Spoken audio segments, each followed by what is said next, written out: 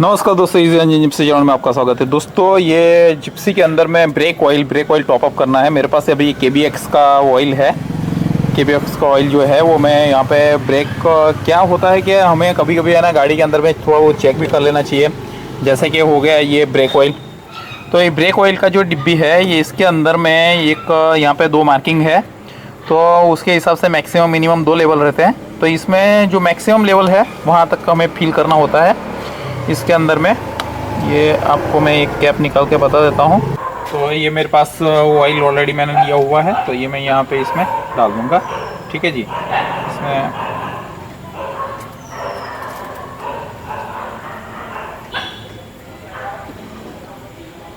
ठीक है जी, इसमें ये ऑयल यहाँ पे मैं जस्ट इसको टॉप अप करता हूँ। ये देखिए, ठीक है, ये मैंने इसमें ऑयल पूरा डाल दिया है। ये टॉप अप हो गया है। इसमें क्या है, पीरियोडिकली चेक करते रहना चाहिए।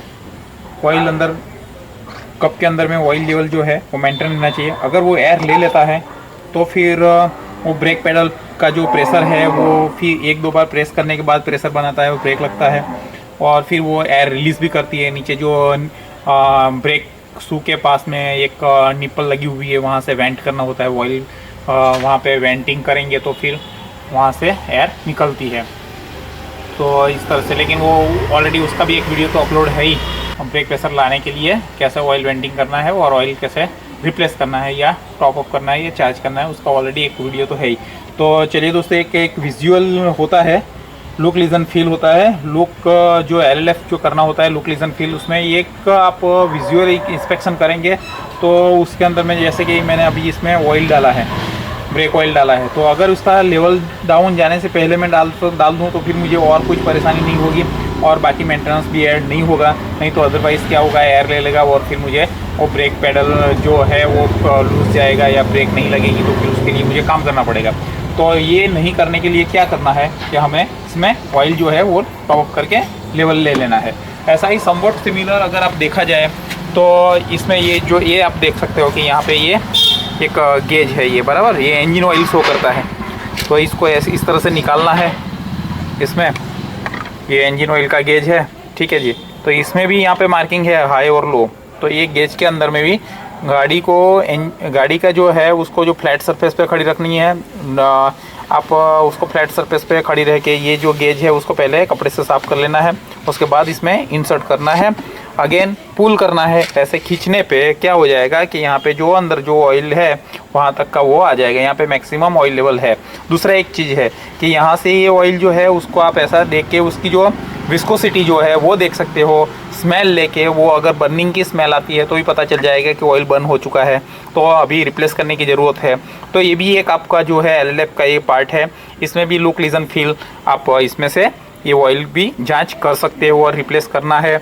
अगर किलोमीटर याद नहीं है कि कितने किलोमीटर हो गया है, अभी रिप्लेस करना है नहीं करना है, तो ऑयल की क्वालिटी देख के, या फिर गाड़ी पड़ा रहा है कहीं पे यूज़ नहीं हुआ है, गाड़ी चला नहीं है, तो अभी हमें इंजन की जो इंजन ऑयल जो है उसकी क्वालिटी चेक करके हम डिसीजन कर सकते हैं कि ऑयल रिप्लेस की ज़रूरत है या नहीं है।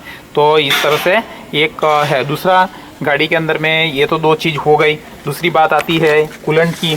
तो ये कूलेंट में क्या रहता है कि यहाँ पे देखिए एक रिजर्वायर टैंक है और रेडिएटर में ये कूलेंट रहता है। तो हमें कूलेंट भी चेक करना चाहिए। अगर पीरियडिकली चेक करना है, मतलब एक 15-20 दिन में एक बार तो एटलीस्ट हमें चेक कर लेना चाहिए। या तो फिर लॉन्ग टूरिंग में कहीं जा रहे हैं तो उस टाइम पे हमें इसको चेक करना चाहिए। लेकिन ये कैप खोलने से पहले दोस्तों देखिए, गाड़ी का इंजन जो है वो ठंडा होना चाहिए, कूल कंडीशन में होना चाहिए। अगर गाड़ी का इंजन गर्म है तो ये प्रेशराइज सिस्टम रहता है, प्रेशर होगा तो यहाँ से कूलेंट बाहर फेंक देगा और यहाँ से बर्न इंजरी आ सकती है। तो हमें as per safety point of view से भी हमें काम करना चाहिए। सेफ्टी पॉइंट ऑफ व्यू से ये इंजन ठंडा होना चाहिए और ये प्रेशराइज पार्ट है। इसका इंस्ट्रक्शन भी रहता होता है, यहाँ पे लिखा हुआ है, देखिए यहाँ पे हिंदी और इंग्लिश दोनों में है। यहाँ पे बताया गया है कि फैन रनिंग कंडीशन की फैन, ये तो फैन के लिए है, दूसरा बाकी कूलेंट के लिए भी रहता है और वो इंस्ट्रक्शन यहाँ लिखी रहती है। तो वो चीज़ है, ये देखिए, इसको ओपन करके देखना है। और यहाँ पे ये आप देख सकते हो, यहाँ पे देखिए कूलेंट का लेवल देखिए, ये पूरा भरा पड़ा है यहाँ तक, ठीक है। ये देखिए कूलेंट देखिए अंदर, तो ये जो है वो वहाँ तक भरा हुआ है। ठीक है। तो ये अगर नहीं है तो इसमें घर में जो पीने के लिए जो सॉफ्ट वाटर हम पीते हैं ना, RO, reverse osmosis water, RO water, वो आरओ वाटर इसमें डाल दीजिए, है ना। तो ये इसमें आरओ वाटर डाल के पूरा फुल कर दीजिए। और वैसा ही समवॉट सिमिलर क्या करना होता है, ये तो कैप बराबर ढंग से करनी होती है पहले। ये जो खोला है तो बराबर स्लॉट में पहले बिठाना है, नहीं तो ये फिर, हाँ अभी ये कैप सही तरीके से कैप किया है मैंने, है ना, with the concentration, presence of mind. इसको अच्छे से लगाना होता है। ऐसा भी होता है कभी कभी एक जाव फंसता है, दूसरा जाव फंसता नहीं और घुमा दिया है, और हमें लगता है कि कैप बराबर किया है। थोड़ी देर चलते हैं फिर ये पूरा रेडिएटर खाली हो जाता है, यहाँ से बाहर पानी फेंक देता है, और फिर हमें परेशानी होती है। जब धुआं दिखता है तब हमें पता चलता है कि यार समथिंग इज, कुछ तो गड़बड़ हो गया भाई। जब बॉनेट खोलते हैं तो पता चलता है कि यार यहाँ से तो धुआं फेंक रहा है, ये इंजन रेडिएटर का कैप बराबर ढंग से लगाया ही नहीं है। ये प्रैक्टिकल प्रॉब्लम है दोस्तों, ऐसा होता है, जो कभी कभार किसी के साथ तो हुआ रहेगा एक्चुअली। तो इस तरह से ये क्या है कि कैप भी अच्छे से लगाना है खोलने के बाद। दूसरी एक बात है, यहाँ आप देख सकते हो कि रिजर्वायर टैंक है बराबर। ये रिजर्वायर टैंक के अंदर में 2 लेवल रहती है, तो वहाँ पे भी आपको जो है मैक्सिमम लेवल जो है वहाँ तक आरओ वाटर डाल देना है रिजर्वायर टैंक के अंदर में, ठीक है। तो इस तरह से पीरियोडिक अगर चेक करते हैं तो कभी हमें क्या होता है, मतलब लॉन्ग टूरिंग पे भी जाना होता है, तो व्हीकल जो रेडी टू यूज़ रहता है कभी भी हमें मतलब ये दिक्कत नहीं दे सकता है। हम उसको ये अगर सब प्री चेक करके रखा हुआ है। अब मैंने जो आपको इंस्ट्रक्शन बताई है, इंस्ट्रक्शन देखिए यहाँ पे है, ये आपको बताता हूँ मैं। ये देखिए यहाँ पे एक इंस्ट्रक्शन लिखी हुई है, ये रही यहाँ पे, कूलिंग वाटर का इंस्ट्रक्शन इधर यहाँ पे है ना। Check level and if required add coolant at the reservoir tank, not at the radiator. The level should be maintained between full and low line, ऐसा लिखा हुआ है यहाँ पे। वो बोलता है कि रेडिएटर में ऑयल कूलेंट वाटर ऐड करने से पहले रिजर्वायर टैंक जो है उसमें never open the cap while the cooling water is hot. ये जो कूलेंट है वो गर्म है, जब ये इंजन चालू रहता है तो गर्म रहता है, तो उस टाइम पे ओपन नहीं करना है। For the further information regarding the coolant system use the ethylene glycol non amine coolant. Ethylene glycol वाला जो है कूलेंट वो यूज़ करो, ऐसा बोल रहा है। एक्चुअली क्या होता है कि इथिलीन गाइकोल वाला कूलेंट मतलब ये देखिए, ये जो है ना ऑक्सीजन स्कैवेंजर रहता है इसमें, कूलेंट के अंदर में ऑक्सीजन स्कैवेंजर रहता है। तो वो क्या करता है कि ऑक्सीजन को कैप्चर करता है। ऑक्सीजन को कैप्चर करेगा तो ऑक्सीडेशन होने नहीं देगा। अभी गाइकोल का भी काम वही है। देखिए हाइड्रोजन क्या करता है, हाइड्रोजन की मात्रा भी उसमें होती है। हाइड्रोजन भी क्या करता है, ऑक्सीजन स्कैवेंजर है, तो वो ऑक्सीजन को कैप्चर कर लेता है, ठीक है। तो उसमें जो मेटेलिक पार्ट है, जो एमएस के पार्ट है, या जो करोजिव नेचर के पार्ट है, तो उसको करोजन नहीं होने देते हैं। तो ये चीज़ है कि उस तरह का मतलब क्वालिटी वाला कूलेंट यूज़ करना चाहिए, वो है इंस्ट्रक्शन में लिखा, जो इंस्ट्रक्शन जो बताया गया है वो, ठीक है जी। तो इस तरह से है। तो हमें कुछ मतलब गाड़ी का प्राइमरी चेक भी करना चाहिए, जैसे कि हो गया व्हील टायर प्रेशर जो है, ये टायर प्रेशर जो है वो भी हमें रखना चाहिए। तो मतलब टायर प्रेशर जो है वो भी चेक कर लेना चाहिए बराबर गाड़ी में। तो एक लुक एलएलएफ करोगे ना, लुक लिसन फील, मतलब आप देखोगे तो पता चल जाएगा कि भाई टायर में हवा कम ही है, तो कुछ नहीं। और एक एडिशनल ऐसा भी है कि अगर टायर प्रेशर का एक गेज भी अगर ख़रीद के रख लेते हो तो वो बेनिफिशियल रहता है, क्योंकि उसमें आपके पास जो रहेगा वो कैलिब्रेटेड रहेगा, तो एग्जैक्ट टायर प्रेशर पता चल जाएगा। उसमें भी टायर के अंदर में भी एयर भरते हैं, दूसरा नाइट्रोजन भी लगाते हैं, नाइट्रोजन। तो नाइट्रोजन और एयर जो है वो दोनों चीज़ इसमें क्या रहता है कि एयर जो रहता है उसका, एयर जो है वो क्या रहता है कि वो हीट होके एक्सपांड होने के चांसेस रहते हैं, ठीक है। एयर जो है वो गर्म होने पे वेदर कंडीशन एक रहता है, और दूसरा एक जो फ्रिक्शन, एक्सेस फ्रिक्शन, अगर बहुत स्पीड से गाड़ी जा रही है तो अंदर की एयर जो है वो टेम्परेचर लेने की वजह से गर्म होती है।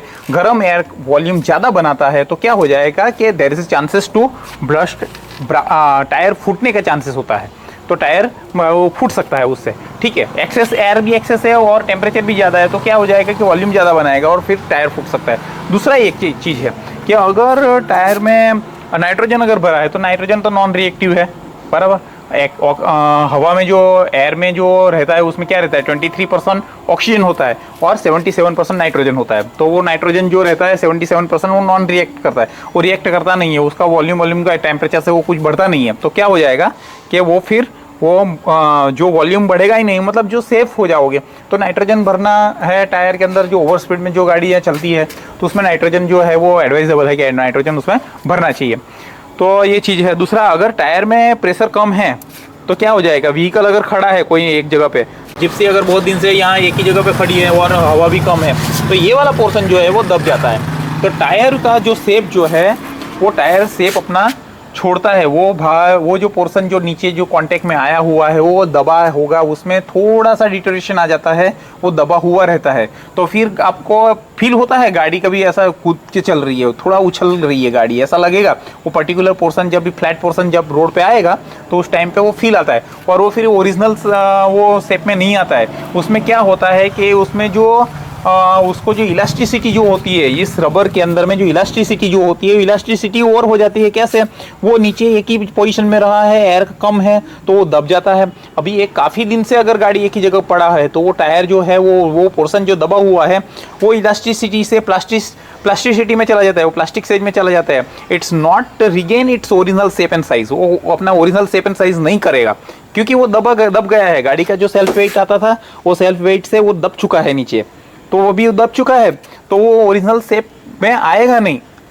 तो वो गाड़ी का जो टायर है अभी वो काम में आएगा नहीं, भले चाहे कितना भी यहाँ पे वो प्रोफाइल अपना, अरे सॉरी, ये जो नक्शी वगैरह जो भी है वो एकदम डीप रहेगी तो भी क्या फ़ायदा, क्योंकि वो तो ज़मीन के कांटेक्ट में, जहाँ पे गाड़ी रेस्ट था वो पोर्शन उसके कांटेक्ट में आ गया और वो तो बैठ चुका है, फ्लैट हो चुका है। दूसरा, काफ़ी टाइम से भी गाड़ी अगर पड़ा रहा है और टायर में हवा वगैरह कम है तो इसके ऊपर भी फिर वो थोड़ा स्ट्रेस, वो थोड़ा आपको देखेगा कि इसके ऊपर में थोड़ा ऐसा टीयरिंग जैसा दिखेगा, हल्का फुल्का जो कटा हुआ है। तो फिर ऐसा टायर जो है वो एडवाइजेबल नहीं होता है यूज़ करने के लिए।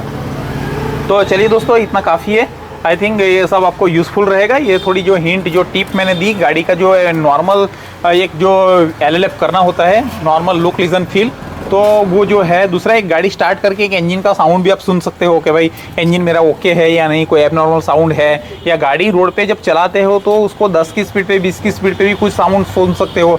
कभी कभी क्या होता है कि गाड़ी के अंदर में वाइब्रेशन आती है, कुछ समथिंग 60 की स्पीड पे, 70 की स्पीड पे वाइब्रेशन आता है। वो क्यों होता है? वो इसलिए होता है कि भाई पर्टिकुलर वहाँ पे जो 70 के 60 की स्पीड पे जो RPM गाड़ी का जो आता है, व्हील के ऊपर जो ट्रांसमिट होके जो RPM आता है, वो RPM के ऊपर में वो बैलेंस नहीं है, इसके लिए वाइब्रेशन देता है।